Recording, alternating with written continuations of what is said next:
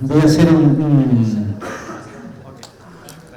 pequeño cuento. Fernando también es de las personas que yo conocí gracias al trabajo incesante de Mario. ¿Sí? La verdad que el contacto con Fernando es siempre muy enriquecedor porque recorre mucho, pisa mucho el barro y después además nos ilustra con teoría, así que es muy enriquecedor. Pero lo que sucedió fue que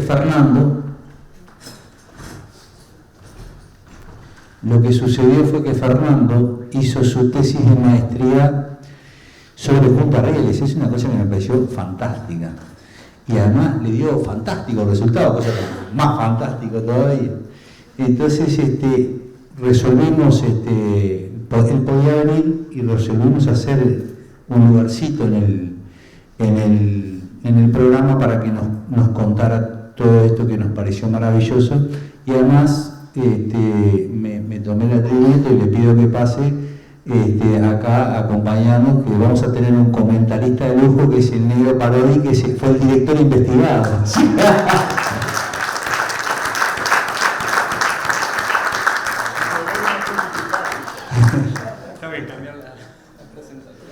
Bueno, así que dejamos a Fernando que haga la presentación y después los comentarios que se le ocurran al Negro y para cerrar las preguntas que pueda dar. Gracias, Henry. Bueno, primero muchas gracias a ustedes por estar acá. Es un montón de gente a pesar de la hora. Yo pensaba que iba a hablar con un grupo muy reducido de gente, con un grupo de amigos. Digo, ¿qué les voy a contar que no sepan de Punta de Rieles? Pero bueno, está fantástico que sea mucha gente. Segundo, agradecer por supuesto a Jaime y a su equipo por la organización, primero por la calidez enorme que tienen para recibirnos, nos han tratado muy bien, dan ganas de quedarse acá siempre. Y segundo, obviamente mostrar este interés que manifestabas en escuchar lo que uno hace, pero no tanto eso, sino lo más importante en lo personal es poder escuchar a otras personas y conocer, verse nuevamente con viejos amigos y conocer nuevos amigos, conocer nuevas experiencias, y eso es fantástico. Y el tercer agradecimiento, y ya inicio, en realidad es más un corrimiento de foco, si se quiere. Cuando uno investiga fenómenos sociales o va a lugares de encierro o cualquier fenómeno social en general, se acerca a un lugar, entrevista a gente, saca fotos, hace análisis, interpreta y luego publica lo que a uno le parece. Y con esas publicaciones, vas a una conferencia y charlas y contás de qué va la cosa. Y en ese pequeño momentito, que no es importante en absoluto, pero en ese pequeño momentito sos como el centro de atención y sos el protagonista. Y la verdad que eso no es justo para nada, porque uno es solamente un transmisor de un mensaje. Los protagonistas reales, y a quienes les quiero agradecer, son las personas de carne y hueso que lloran, ríen, sufren y disfrutan en Punta de Rieles. Las personas privadas de libertad, los funcionarios, Luis Parodi, Daniela, todas las personas que integran esa pequeña comunidad, que han tenido la enorme amabilidad de recibirme, ser muy generosos conmigo en un montón de aspectos, y yo de algún modo uso sus historias y cuento esto. Así que es de ellos, yo solamente me hago cargo de los errores, pero es de ellos lo poco bueno que puedan ver acá. Esto es lo que vamos a hacer ahora para que no se pierdan. Trato de hacer eso que está ahí. Les voy a dar un poco de contexto para que entiendan de qué va la cosa. Espero que no todos conozcan Punta de Rieles.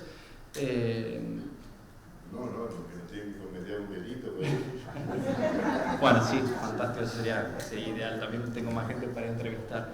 Así que les voy a dar un poco de contexto de qué va la investigación, qué es Punta de Rieles, más o menos. Y luego voy a tocar algunos de los temas que estoy investigando. Lo que dice Jaime esto fue parte de mi tesis de maestría que hice en Argentina, pero actualmente estoy en la Universidad de Toronto investigando otras cosas de la misma prisión. Es inagotable para mí, o me gusta mucho Uruguay, o me gusta mucho Punta de Rieles.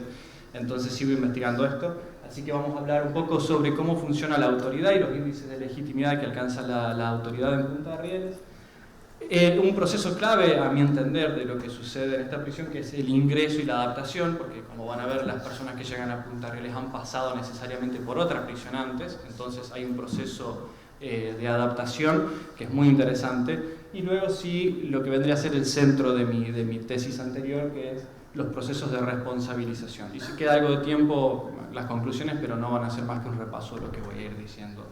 Así que no es nada muy real. Bueno, Punta de Rieles es conocido como... primero, aclaro algo, Punta de Rieles es fácil de conocer, no les voy a... es más simple hablar de cosas que nadie conoce o que son de difícil acceso, porque entonces uno viene con una novedad. Punta de Rieles es, entras a internet y vas a ver todo lo que te voy a contar. Si querés ir, es muy fácil llegar y ver todo lo que te voy a contar. Con lo cual no estoy contando ninguna novedad ni conseguí acceso a algo muy... Y esto es en realidad un problema para mí que tengo que presentar, que no cuento una novedad, pero es una de las grandes virtudes de esta prisión. Cuando la gente que se dedica a hacer etnografía en prisiones, cuando nos juntamos y dialogamos en todos los puntos del país, del mundo en realidad, te cuentan y es un tema que se investiga en general, los problemas metodológicos para acceder a los espacios de encierro.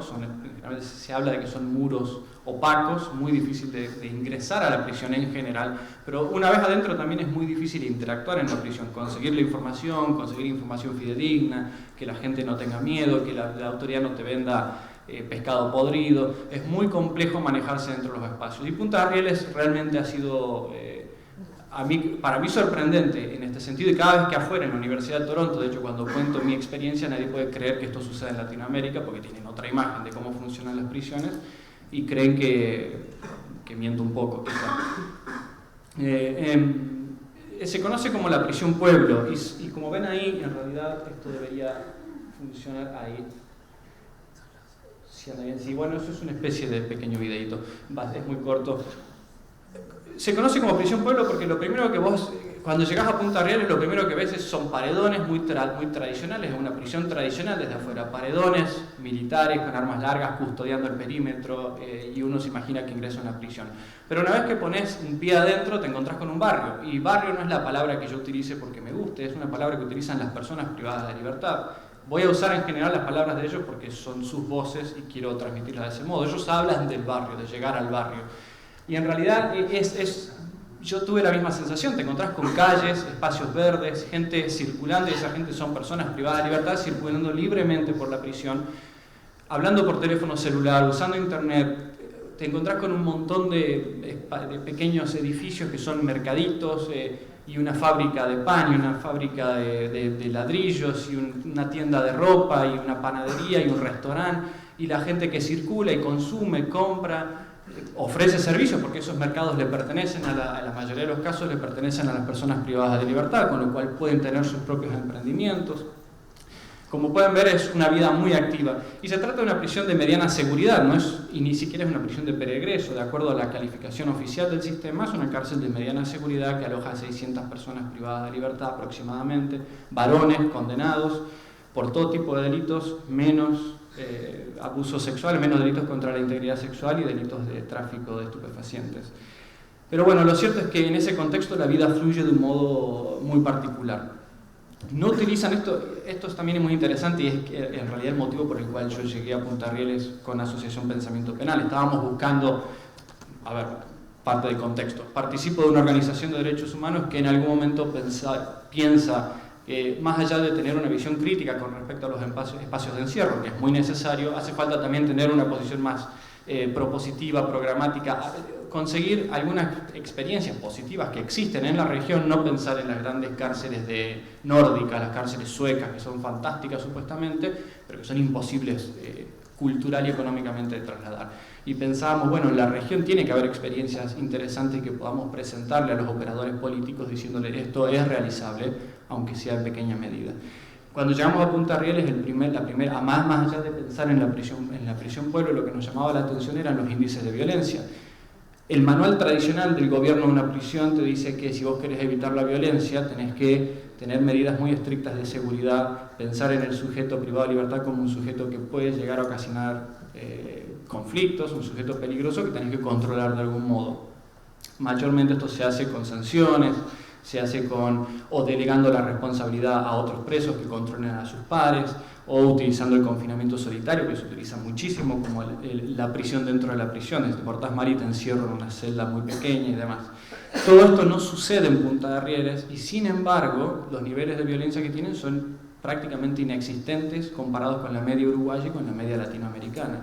Cuando digo la media uruguaya, digo en los últimos 2 informes del comisionado parlamentario que estuvo hoy a la mañana, él registró 44 muertes violentas en prisiones en 2016, 44 en 2017, de las cuales, 33 de esas muertes eran violentas. Y también registró 5 personas heridas en prisiones por día en Uruguay. Ahora, cuando vas a Punta Rieles te encontrás con un muerto en 8 o 9 años de funcionamiento en situación violenta, uno solo en 8 o 9 años, no 33 anuales como es la media uruguaya, y te encontrás con que tenés 2 lesionados por semestre. Digamos, si vos decís, bueno, si la lógica tradicional te dice que para gestionar un espacio violento tenés que usar estos mecanismos, el confinamiento solitario, las sanciones, mucha policía, mucha limitación de la vida porque la vida es peligrosa y tenemos miedo, y de golpe llegás a este lugar que hacen todo lo contrario y bajan los niveles radicalmente, decís, algo raro está pasando. ¿Y qué es lo que está pasando? Bueno, eso es parte de mi contexto, que así llegué a Punta Rieles, ¿no? Una de las primeras cuestiones que... Yo voy a ir poniendo ahí frases y fotos de Punta Rieles, no las voy a leer, si las quieren leer, fantástico, si no pierdo mucho tiempo. Son frases extraídas de algunas de las entrevistas que hemos ido teniendo y que me parecían muy representativas para cada uno de los temas que voy tocando. Uno de ellos es justamente este de la autoridad y la legitimidad. Lo primero que hay que aclarar acá es que Punta Rieles no es un programa de gobierno diseñado por una serie de expertos en alguna oficina y que algún día dijeron, bueno, pongamos esto en funcionamiento con un plan piloto en aquel predio que se encuentra en Punta Rieles. En realidad esto sucedió casi por obra del azar, como suceden muchas cosas en la vida afortunadamente, y corresponde estrictamente con la presencia de 2 personas. Una de ellas es Rolando Arbezuni y la otra es Luis Parodi, que está acá. Ellos tuvieron la enorme valentía de hacer cosas, básicamente. Pueden fallar, pueden salir bien, mal, algunas salieron bien, otras mal, pero mayormente salieron bien, sin duda. Y esto está vinculado, quería hacer esta aclaración antes porque muchas veces cuando se piensa en los programas de prisiones uno imagina, ¿no?, como una gran definición previa, y quizás esto nos lleva a pensar lo que hablábamos con Mario más temprano sobre la necesidad de planes políticos, políticas públicas para avanzar con ciertas ideas, y muchas veces esto no es necesario, simplemente hace falta un poco de coraje y de toma de decisiones.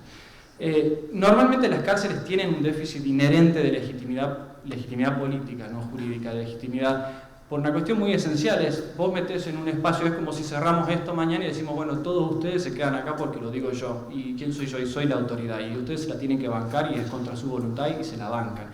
Eso genera un déficit inherente de legitimidad. ¿Por qué ustedes respetarían cualquier decisión que yo tome sobre la vida de ustedes, básicamente, ¿no? ¿Quién soy yo? Digamos, ustedes no me eligieron, no fue consensuado, están acá porque no quieren estar acá, claramente. Si entonces los espacios de prisión tienen normalmente este déficit de legitimidad, las autoridades que quieran gobernar razonablemente un espacio con reducción de violencia tienen que buscar ser creativos y buscar esquemas, prácticas, técnicas para ampliar su margen de legitimidad frente a la comunidad que gobiernan. Cuando hablamos de legitimidad, por supuesto que hablo de conseguir que haya algún nivel de obediencia que no se deba a la coerción ni a la violencia directa. Yo consigo que vos obedezcas de algún modo ciertas reglas de convivencia porque te parecen que sí, que son razonables. Y esto es básicamente la legitimidad. Ahora, ¿cómo es que yo digo que en Punta Rieles existe un margen de legitimidad muy amplio, muy superior al que existe normalmente en las prisiones? Y existe por una serie, por supuesto no hay un solo factor para explicar nada en la vida en general. Yo creo que acá lo que juega, entre otras cosas, es la concepción que tienen las autoridades del sujeto. No piensan en el sujeto privado de libertad como un sujeto peligroso que hay que controlar, no piensan en el sujeto privado de libertad como un sujeto desviado que hay que rehabilitar, piensan en el sujeto privado de libertad como un sujeto que está acá por circunstancias de la vida, vaya a saber cuáles son y no importan, pero lo cierto es que está transitando cierto momento de su vida en un contexto de encierro, y lo que hay que hacer con esa persona es, primero, no degradarla, no humillarla, y segundo, otorgarle las herramientas para que si esa persona quiere, pueda evitar caer en este círculo nuevamente. Eso es todo el trabajo que hay que hacer, y es mucho trabajo para hacer. Ahora, esto también requiere una concepción muy diferente del poder. Ellos hablan en la prisión todo el tiempo de poder y autoridad y hacen la distinción que me parece fantástica. Yo, como mi marco teórico es muy de Foucaultiano, hablo solamente de poder, y lo que digo sobre esto es la concepción que ellos tienen de poder no es la tradicional del poder vertical. El poder lo tiene la autoridad allá arriba y lo baja, y de este modo gobierna un espacio. El poder es una cuestión relacional, lo tenemos todos, es relaciones, fluye constantemente, es fluido, es dinámico, y no es opuesto a libertad. Muchas veces pensamos que para tener poder, para gobernar, hay que confrontar con tu libertad. Yo tengo que opacar, disminuir, reducir tu libertad para poder gobernarte. Y en realidad en Punta Rieles lo que sucede es todo lo contrario, es gobernamos a través de tu libertad. Y si yo expando tu libertad, puedo expandir también las posibilidades de gobierno. Eso lo voy a explicar en las próximas filminas, si llego con el tiempo. ¿Qué hace el director? Creo yo que una de las cosas muy esenciales que suceden ahí, que no las ven en los relatos de los muchachos, es el director y la autoridad en general, los operadores, las operadoras, caminan el territorio constantemente y esto genera un vínculo directo con las personas privadas de libertad que conocen a la autoridad, tienen contacto directo, inmediato, sin mediación de otro tipo de trámite ni persona, se pueden relacionar y pueden hablar y genera... Una de las ideas centrales de la legitimidad es la idea de que lo que le llaman justicia procedimental, o esta idea de que, bueno, no importa, yo no necesito que vos decidas lo que yo quiero para sentir que tu decisión es legítima y que vos sos una autoridad legítima. Necesito que vos resuelvas, pero que me escuches y que me des razones. Entonces es reconocerme como un sujeto que puede plantearte cuestiones, me vas a escuchar y luego vas a decidir y me vas a dar razones. Entonces yo puedo estar de acuerdo o no, pero ciertamente no puedo decir que la verdad que no sé por qué decidiste lo que decidiste, ni me escuchaste jamás y tomaste una decisión sin saber ni siquiera quién sos vos, quién soy yo. Que esto sucede muy tradicionalmente en los espacios de encierro. Para conseguir eso, la autoridad tiene que estar presente. Y la autoridad camina, circula, dialoga, todo el mundo puede hablar, todo el mundo puede expresarse, y esto genera, por supuesto, una fluidez muy particular. Me queda... Bueno, llegué a la mitad del tiempo, llevo mi control acá para no... Fantástico. Lo primero que sucede en Punta Rieles, como le dije, es ningún preso llega a Punta Rieles si no pasó antes por otra prisión. Entonces el momento del ingreso es muy interesante. Cuando vos ingresás a Punta Rieles vas a estar 30 días en la única barraca aislada de la prisión, una barraca cerrada, donde te alojan por 30 días. Esos 30 días se supone que son de adaptación. Y hay tres elementos muy importantes en ese momento. Uno es la operadora, el operador de turno en la barraca que te va a insertar en el mundo de Punta Rieles, básicamente te va a decir que tenés que pensar. Punta Rieles no es lo mismo que otra prisión, de algún modo te va a decir esto, ¿no? Como hay otras formas, baja la velocidad, en fin. Las personas privadas de libertad le llaman el cambio de chip. Ellos dicen hay que cambiar el chip. Y ese es el segundo elemento que juega acá, que son las otras personas privadas de libertad que vienen y te socializan en Punta Rieles. Te dicen, mira muchacho, hay que cambiar el chip, baja un cambio, no es necesario usar cuchillos, que es algo muy instalado en la cultura carcelaria uruguaya y en general latinoamericana, esta cosa de tengo que tener un cuchillo para defenderme y bueno, obviamente para atacar. Entonces los operadores te socializan y te indican cuáles son las reglas y qué se espera de vos. Las otras personas privadas de libertad juegan con este rol de decirte no hace falta, pero aparte te vinculan con tus enemigos y te dicen, bueno, mira, allá está fulanito que tiene un problema con vos, los voy a poner en contacto, se dan la mano y no es que se perdonan, pero dicen, bueno, dejemos esto para luego afuera, capaz que te mato acá adentro, los dos nos queremos quedar, así que posterguemos nuestros problemas. Y esto no es mediado por la autoridad.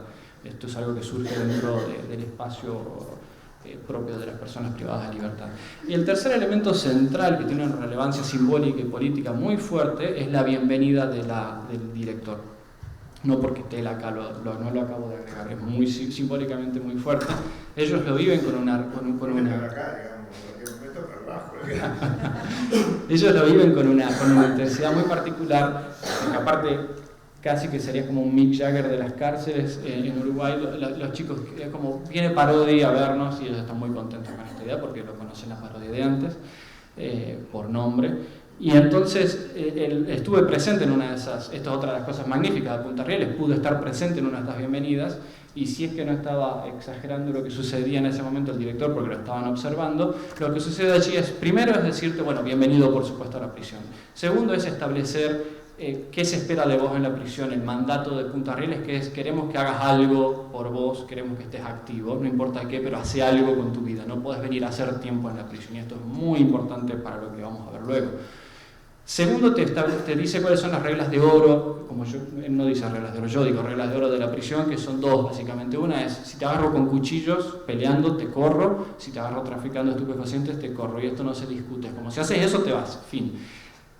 Y esto es muy importante porque en los contextos de encierro las personas privadas de libertad suelen sentir que están transitando en espacios enjabonado, si queremos. Es muy difícil qué hago, qué no hago, qué está mal, qué está bien, cuándo me sancionan, cuándo no. Es muy complejo entenderlo. Entonces, que venga la autoridad máxima del espacio y te diga, mira, estas dos cosas no, y es muy claro que no, y vos vas a ver que no, es fantástico, porque entonces ellos entienden que lo otro va a tener otros carriles menos drásticos, pero esas dos no las permitimos. Y está muy vinculado a la idea central también que le dicen a las personas que llegan es: no te vamos a humillar, no te vamos a someter y no vamos a permitir que vos humilles o sometas.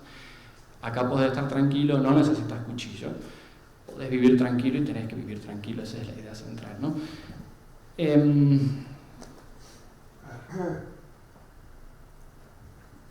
Vinculado a la idea de que tenés que ser productivo, en una de las charlas, en la charla que yo presencié, una de las personas privadas de libertad hacía algo que es muy normal en las prisiones, que es esta cuestión de, bueno, quiero que me des trabajo.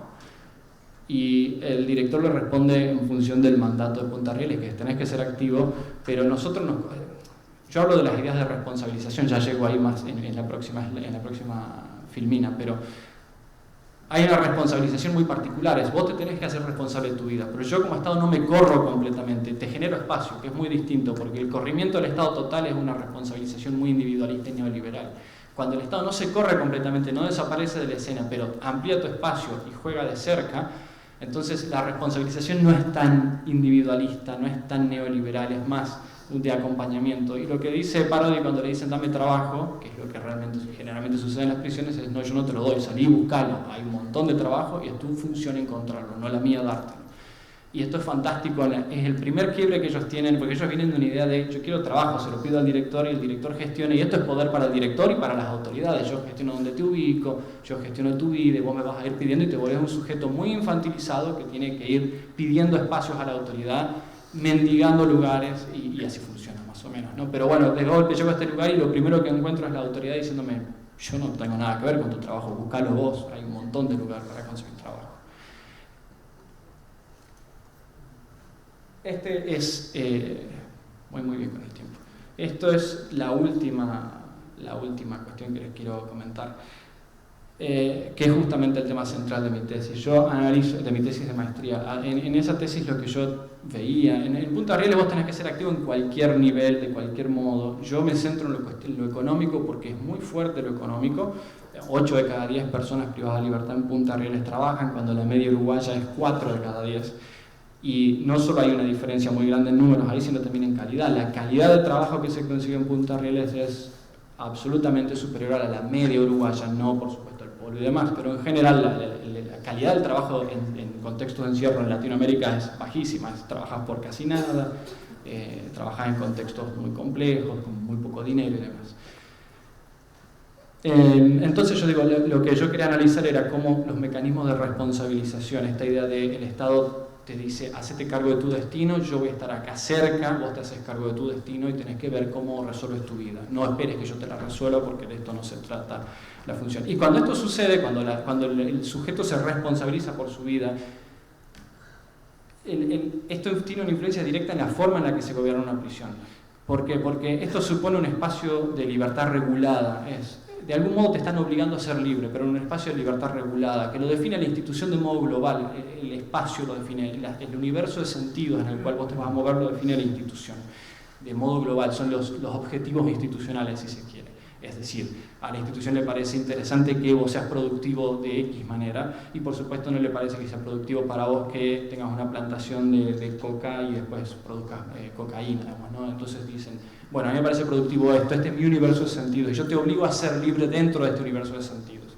Cuando vos sos libre dentro de ese universo de sentidos, tus deseos y los deseos o los objetivos institucionales de algún modo coinciden, y si esto sucede, la autoridad puede retirarse tranquilamente y gobernar indirectamente o gobernar a la distancia, porque de algún modo te terminas gobernando vos mismo.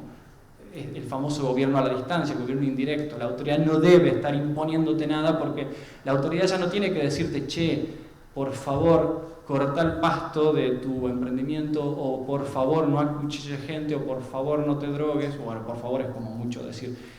No tiene que imponerte que no hagas estas cosas porque las querés hacer vos mismo. Y de hecho cuando yo dialogo con las personas privadas de libertad, ellos te dicen, yo soy un emprendedor, soy un empresario, tengo que cuidar mi espacio de trabajo y no quiero que los pibes vengan a drogarse a mi negocio porque me complica las ventas. Es él evitando esto, y él cree que lo hace porque él quiere, y claro que quiere, ¿no? Pero al hacer esto está alineándose con los objetivos globales de la institución, que no tiene ahora que bajar línea y decirte vos tenés que hacer esto y si no lo haces te mando a... No sé si se entiende la idea, pero bueno, esta es más o menos el esquema de responsabilización donde vos jugás y el gobierno puede retirarse tranquilamente, o no retirarse tranquilamente, pero puede alejarse un poco.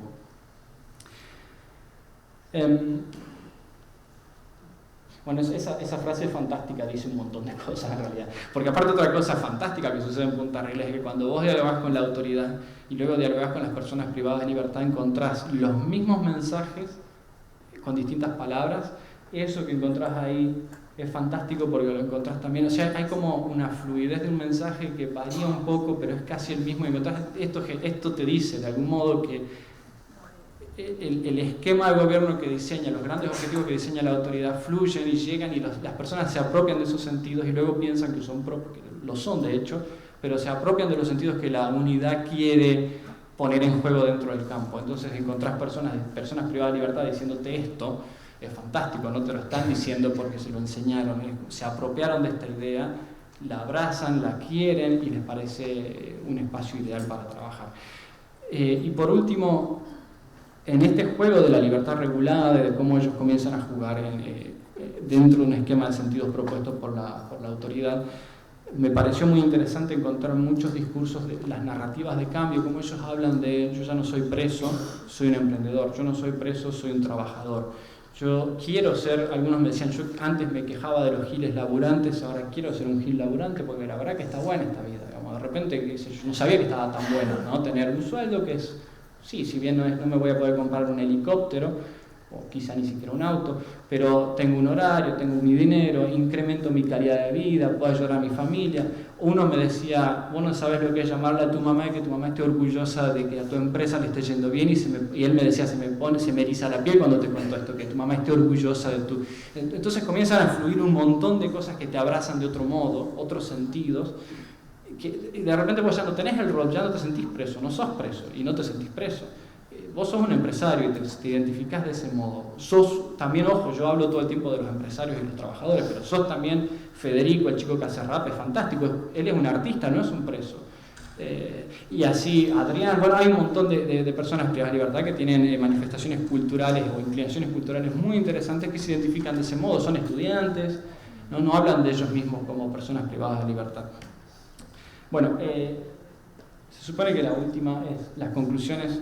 No tengo mucho más que decir, es simplemente un repaso de todo esto, ¿no? La relevancia de cómo la autoridad piensa al sujeto de un modo muy distinto, como les decía, no como una persona a controlar porque es peligrosa, no como una persona a corregir porque es desviada, sino como una persona normal, de carne y hueso, que bueno, tiene que estar acá y tratemos de no complicarle más la vida y en todo caso darle herramientas para que tenga una vida un poco mejor si es que lo quiere. Y luego, por supuesto, en este esquema, cómo se redefine la idea de seguridad. Ya no es la seguridad no es evitar que haya un muerto, no es evitar que no haya un motín, no es evitar que haya una fuga, no es evitar salir en los diarios, que es más o menos lo que piensan las autoridades penitenciarias en general, no siempre, no quiero generalizar, sino que la seguridad es un logro colectivo, es algo que nos pasa a todos, en lo que todos colaboramos, que realmente nos beneficia globalmente y participamos todos, no solo yo encerrando gente y evitando que pasen cosas. Esta cosa maravillosa de que la vida fluye, que cuando vos querés, si vos querés diseñar esto en función de tus temores, o por supuesto que diseñar cualquier cuestión desde el miedo es muy problemático, te inmoviliza tremendamente e inmoviliza las cosas magníficas que suceden cuando la vida fluye. Y esto es lo que creo no pasa mucho en Punta Rieles. Bueno, la idea de normalizar la vida carcelaria es básicamente quizás lo más vinculado a este congreso que puedo decir, que es no hay forma de pensar en que la gente vuelva a la sociedad, a un espacio de libertad, si es que vos lo apartás de la libertad completamente. Con las limitaciones obvias de un espacio de encierro, hay que ser muy creativos para poder generar prácticas y lógicas y simbolismos que se asocien y se parezcan profundamente a la vida en libertad. La responsabilización ya lo expliqué, no tiene sentido que vuelva sobre eso, y como siempre que termino de hablar de Punta Rieles me pasa, tengo mucho miedo de que la gente piense que a mí me encantan las prisiones, yo tengo que hacer esto, aclaro, no me gustan las prisiones, me encantaría un mundo sin prisiones. Desde ese lugar diría que Parodi, no, sin Parodi no, pero claro, como un director de prisiones es como, bueno, sería mi enemigo natural en ese sentido.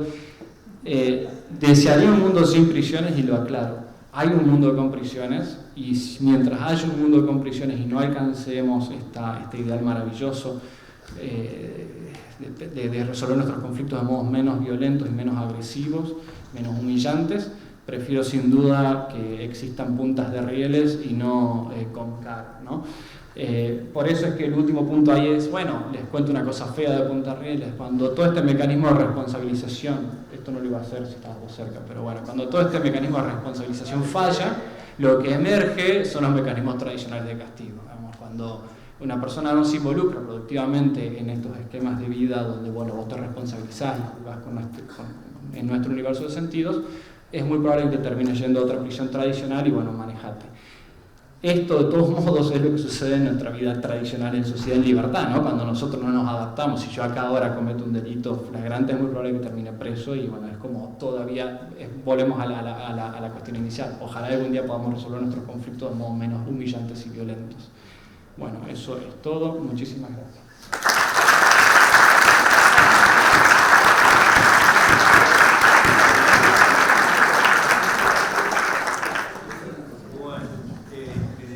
Preguntas para Fernando. No, después Luis viene Luis cierra después. Antes preguntas para Fernando.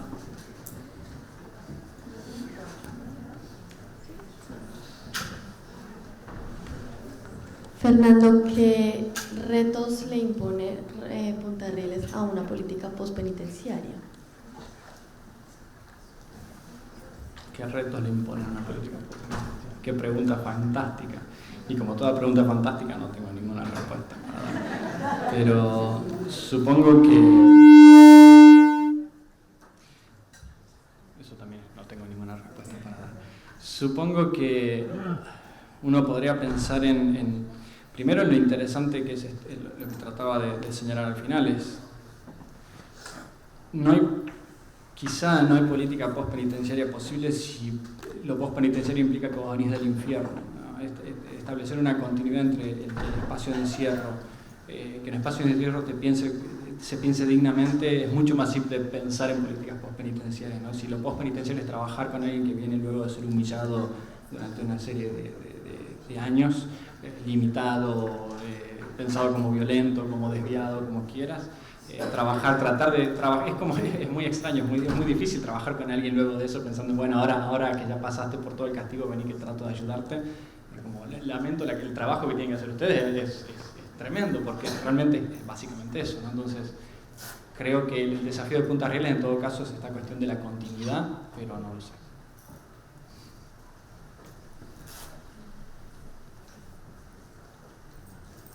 Bueno, buenas tardes. Me encantó la presentación. Quería preguntar, en esto de pensar al poder de Foucault en relación y propositivo, en una institución jerárquica como es la policial, que sea civil, ¿cómo se lleva eso? Dentro de la institución, pero a ver si eso se analizó porque él lo trae, y qué nivel de volver a reincidir que tienen las personas ahí, cuál es el periodo en que se encuentran, qué tiempo más o menos están.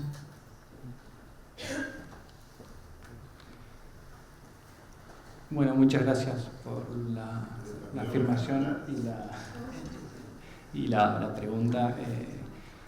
Sobre lo de la reincidencia de Punta de Rieles, eso no está medido y en general es muy difícil que se mida adecuadamente en cualquier lugar en Latinoamérica y en cualquier lugar del mundo. En realidad es muy difícil cómo definir qué es reincidencia en general, ¿no? La definición de reincidencia es muy compleja. El tiempo, cuánto tiempo, qué tipo de acciones nuevamente, digamos, que cometer, qué delito de reincidencia, luego haber estado privado de libertad, haber estado con... En fin, es muy compleja la categoría como para decir si se puede medir claramente como medir, no sé, la edad, ¿no? Así que es muy difícil decirlo, pero sí puedo decir que por las muy pocas historias que yo conozco con las que he mantenido contacto, yo entrevisté cerca de 60 personas en Punta de Rieles, o sea, no es para nada, representa un 10% de la población.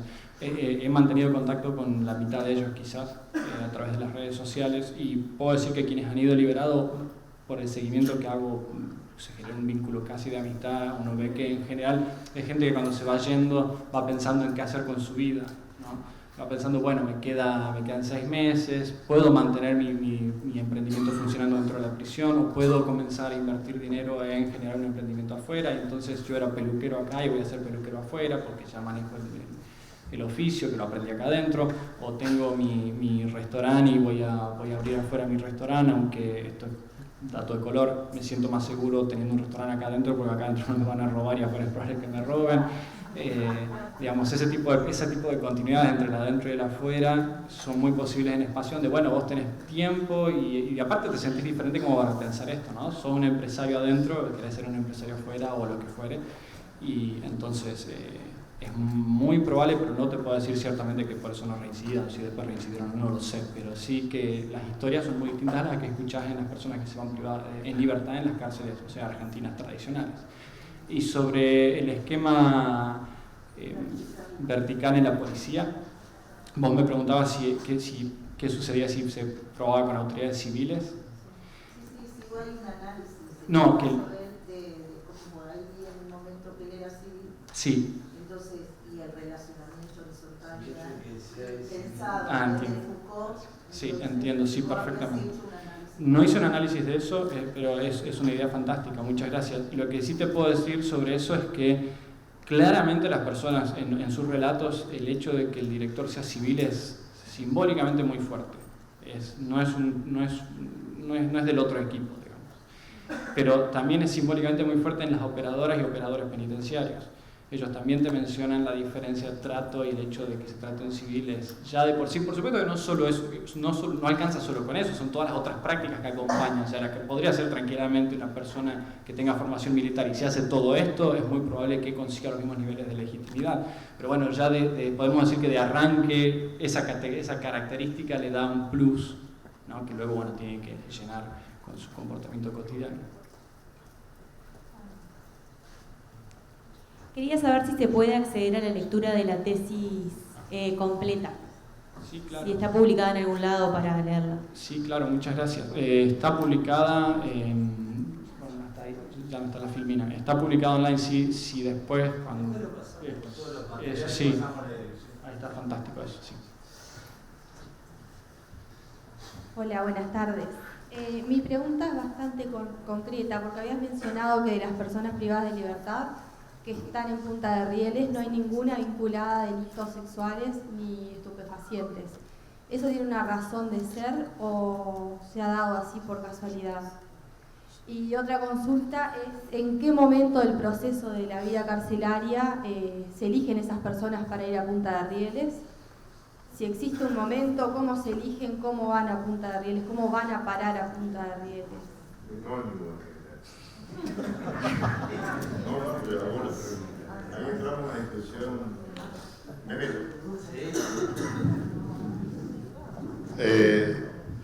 Vengo a descubrir que he hecho un montón de cosas que no tenía ni idea que las hacía, así que yo no estoy de acuerdo con ningún tipo de clasificación, salvo la clasificación social, que es por programa, que es lo que nos pasa en la sociedad, ¿sí? Yo en esto no estoy de acuerdo, he perdido esta discusión durante 90, la CPI. O sea que debo no tener razón, porque desde 90 que vengo diciendo estas cosas y yo creo que hay que hacer programas, que la gente circule por los programas como afuera. Vas al liceo te va mal, vas a la UT, como la vida misma, por lo menos la vida de la sociedad que tenemos, ¿sí? Hay una clasificación. En segundo lugar, yo no participo en nada de esto, cada equipo selecciona con criterios y con criterios de crisis, ¿no? Porque como el sistema vive en crisis, negro Parodi, tengo 50 que quiero que te lleves porque no lo podemos clasificar. Bueno, hago una aclaración, cuando usted habla de droga es tráfico, no es consumo, es tráfico pesado, no es tráfico menudo, ¿está bien? Y en segundo lugar, el delito sexual es un tema del sistema, no es un tema de Punta de Rieles, pero sí, acá tomo partido, hay que preparar las condiciones porque los prejuicios de los presos con estos temas son exactamente iguales que los que tenemos afuera. Entonces, el llevar un trans para que el negro Parodi, en esto que estoy harto en este momento, que tenga un amigo negro, transexual, no sé qué, para ser diverso, no. Si van, tenemos que tener, es más, hemos tenido algún fracaso, porque hay que preparar las condiciones para que el tipo pueda vivir, tipa, no importa, que pueda vivir en esta condición y que no le pase nada, ¿sí? O sea, yo estoy dispuesto a asumir la responsabilidad, lo que pido es tiempo a veces, porque esto hay que discutir con toda la gente, léase operadores, léase policía, léase preso. Entonces, garantizarle a cualquier persona, sin importar qué, es un trabajo. O sea, yo no tengo problema en recibir lo que Dios como y en cuánto tiempo. Esa es la pregunta. No lo decido yo creo que el sistema... las casas tienen un problema con esto de la búsqueda del bueno, ¿sí? ¿No? La gente dice tan lo bueno, entonces... la sociedad uruguaya tiene dos problemas, los que trabajamos en esto, es la búsqueda del bueno y la búsqueda de la virginidad, ¿sí? Si es primario, absoluto. Yo estoy de acuerdo con la mezcla, ¿sí? Viejos, jóvenes, no importa. La discusión es qué mezcla puede soportar la propuesta, ¿sí? O sea, hay gente que dice un grupo heterogéneo, eso es una pelotudez histórica, ¿sí? Todos somos heterogéneos. El tema es esta propuesta, en el liceo, en la UTU, ¿qué diversidad soporta? Que es la única forma que tengo de aprender, además, gente. Porque cuando he hecho uno, la culpa es mía. Tenemos que repensar el sistema todo el tiempo. ¿Se entiende esto?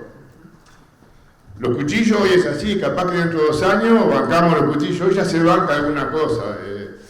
Es decir, capaz que un día corremos el límite, porque como las propuestas son construcciones históricas, cambiables, modificables, la verdad absoluta, yo no tengo ningún interés en competir con Dios, ¿sí? Ningún interés. Yo quiero dormir tranquilo, ¿no? Entonces, bueno, es eso, esta propuesta soporta esta cuestión. Nosotros estaríamos dispuestos hoy, creo, a introducirnos en el mundo del delito sexual, aunque hay 7, 8 que andan circulando por el mundo y que nadie sabe en Punta Riel. Pero con responsabilidad, o sea, ¿no? Que el tipo llega y tiene que estar en este nivel de relacionamiento, ¿sí? Porque si no, es para que diga que yo soy un tipo diverso, y eso no tiene ningún sentido. Y bueno, como emocionado por esto, no sé. Hubo otra pregunta. Yo creo yo tengo un lío con esto de los preegresos. Yo creo que el egreso en Punta Riel empieza el día que llega, ¿sí? Uno trabaja para afuera, no trabaja para adentro. Y este es un tema de Punta Riel. La obsesión es el afuera, no el adentro. Las casas están pensadas para adentro. Entonces, termina una locura de seguridad, porque está pensada solo para adentro, ¿no? Entonces, claro, no termina más la seguridad interior, porque me miró mal, porque me dijo, porque lo saqué. Hay que pensar la cárcel, hay que pensar este sujeto, que es igual a uno, exactamente igual, mañana tiene que circular de otra forma. Y la cárcel tiene que ser una experiencia que le sirva para... La reinserción, que es un término que yo no uso, tiene que ver con lugares. Si nosotros logramos que esta gente tenga lugares políticos donde pelear la vida, estamos salvables, si no estamos en el horno. La inclusión tiene que ver con lugares para pelear la vida, ¿sí? Por eso los empresarios son un lugar, los sindicatos son un lugar. Y una cosa, yo quiero contar algunas anécdotas. Fano estuvo 1 año y medio buscando dónde estaba la trampa, ¿sí? Venía, me decía, ¿cómo funciona esto? Yo qué sé cómo funciona, Fano. Entonces salía, tiene que haber algo. Entonces, la clasificación, no. No. Y yo no sé cómo funciona, yo sé que funciona. Y tengo alguna idea ideológica que las defiendo. Esto de la construcción con otro, pero que el otro es un ser humano. Por eso, cuando llega a la Punta Riel le dicen, empieza el discurso casi siempre, yo soy preso. Si estás preso no hablamos más. Si estás preso tenemos una chance. Si sos preso ya tenés todas las características. Si estás preso... bueno, pero... hay una diferencia, ¿sí? Claro, fundamental. no sé, yo estoy alegro, agradecidísimo que me hayan invitado, agradecidísimo que me hace ver cosas que yo no tenía ni idea. Y somos así, de simple. Yo creo que Punta Rieles es una simpleza absoluta. A mí me da cierta vergüenza a veces contarla, y esto no es a grande, es que se parezca a la vida de afuera.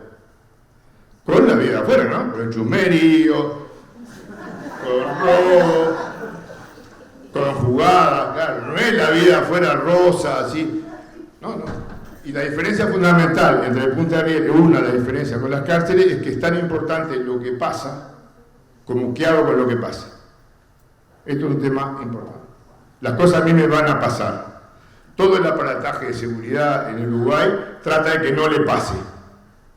¿Sí? Y se vuelve loco porque le pasa. Entonces, lo importante es qué hago con lo que me pasa. El día de hoy un amigo hubo un robo en Punta Rieles y hay 600 chorros, ¿cómo no voy a tener? Entonces, ¿qué hago con eso? ¿Qué hago con el sujeto que hace eso? Y ahí viene el lío y estamos avanzando. Están contentos esta gente porque me lograron convencer. Estamos discutiendo porque no tenemos cómo sancionar en este momento. Porque con laburo no, con estudio no, con familia no.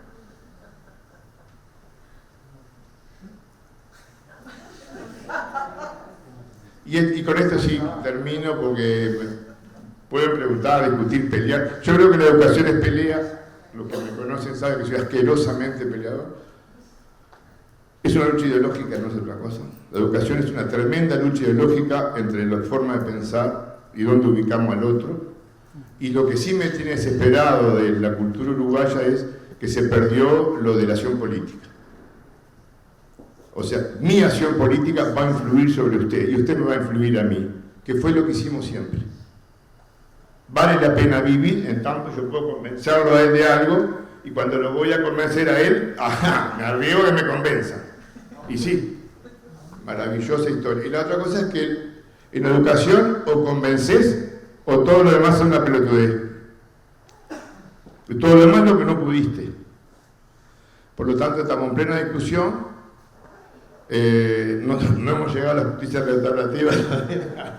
Pero bueno, hay una comisión ahora que resuelve los conflictos. Lo llama, bueno, ahí anda. Desde el conflicto del mamá, viste que se mama y se pide se dan un beso. El conflicto del partido de fútbol, que es de la mano, ¿no? Eso lo vemos cotidianamente. Hasta bueno. Y estamos en la plena discusión porque decidimos que nos sancionábamos con estas tres cosas. Y la otra cosa es que en Punta Rieles no hay ningún beneficio. ¿Hay derecho o no derecho? Punto. Somos de una sencillez franciscana. El beneficio es un engaño. Yo te lo doy y te lo saco. Tenés derecho, te lo respeto. Y la otra cosa intentamos que los derechos, además de tenerlos, los ejerzan. No hay ningún tipo de censura, y está permitido cualquier tipo de organización, siempre y cuando no someta ni humille. Cualquier tipo de organización. Y como la autoridad debe servir, muchas veces contra la autoridad la organización, y sí, claro. En general, las organizaciones se hacen contra las autoridades. ¿Con qué se hacen? Por lo tanto, contra mí. Y eso es fantástico. La autoridad tiene que... A ver, los gremios ¿contra quién se forman? Contra la patronal. Los estudiantes, y bueno, y en realidad es contra mí en este sentido de... La autoridad tiene que permitir eso. Y el viejo Ortega tenía razón. Así que no se pregunten, no se nos peleamos. Estoy como muy emocionado con este individuo que aparte de todo uno lo aprendió a querer, eso es terrible. Lo extraño, se fue a Toronto, no me llevó, no ganamos un peso, igual lo quiero.